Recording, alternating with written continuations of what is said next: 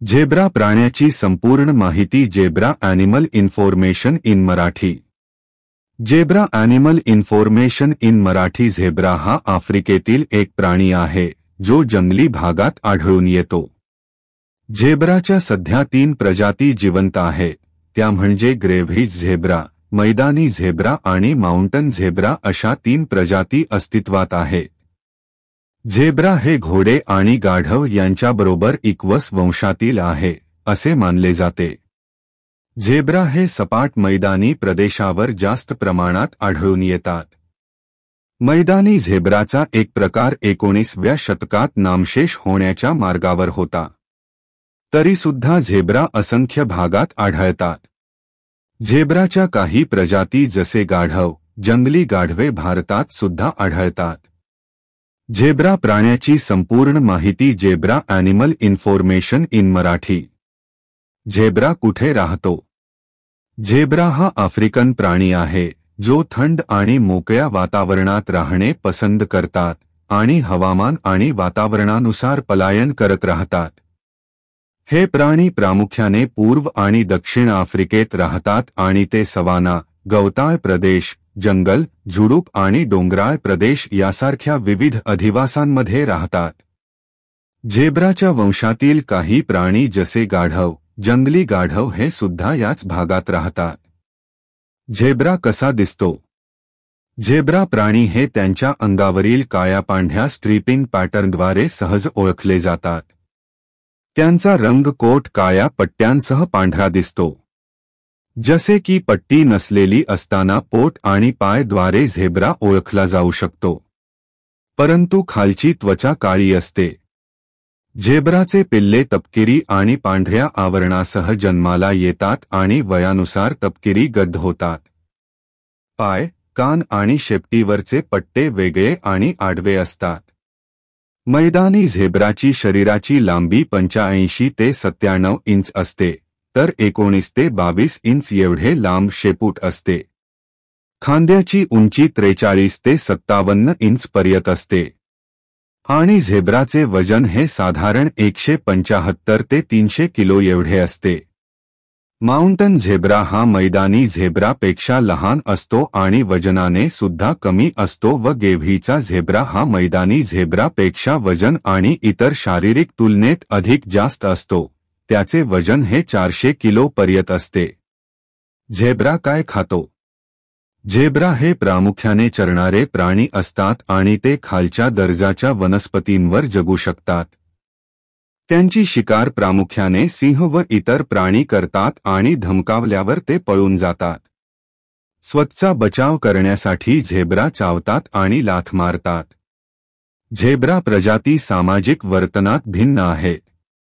मैदानी आणि mountain zebra स्थिर हरेममध्ये राहतात, ज्यात प्रौढ नर किंवा घोडे, अनेक प्रौढ मादी किंवा घोडी आणि त्यांची पिल्ले किंवा पाळीव प्राणी असतात.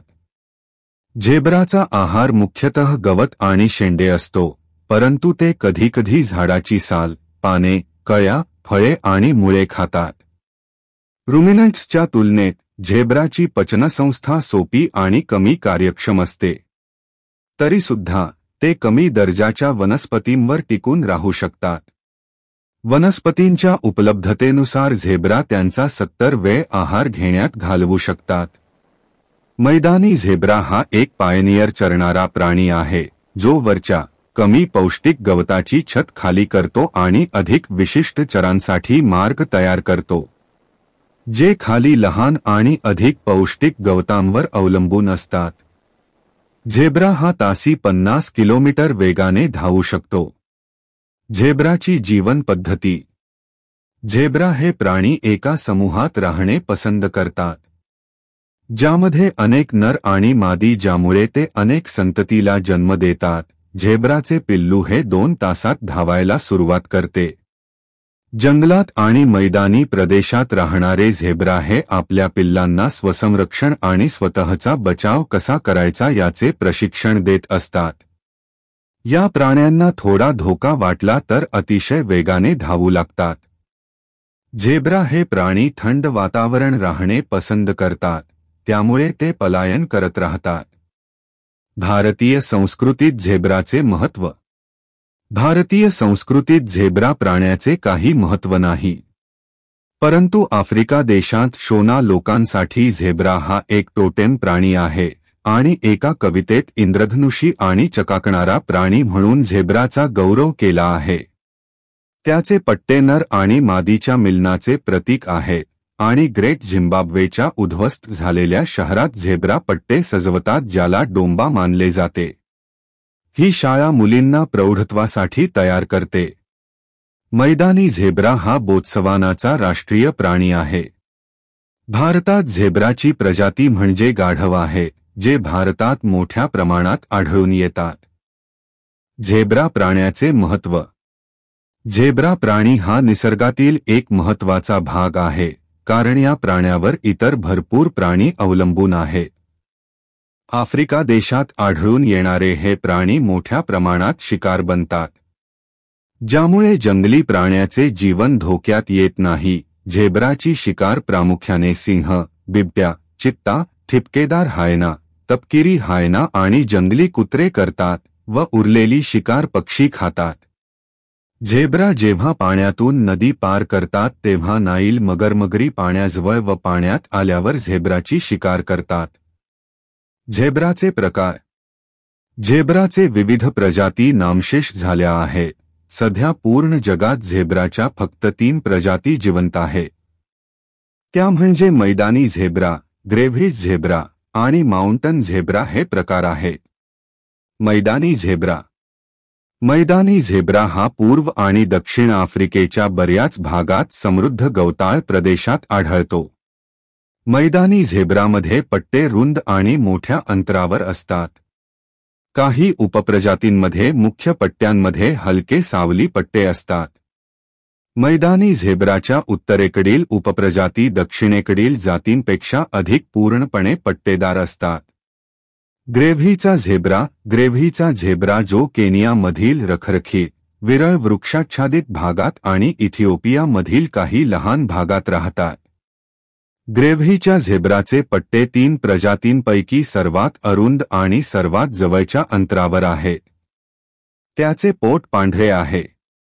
जेथे पट्टे खांद्यावर एकत्र येतात तेथे सर्व झेब्रास त्रिकोणी शेवरॉन असतात.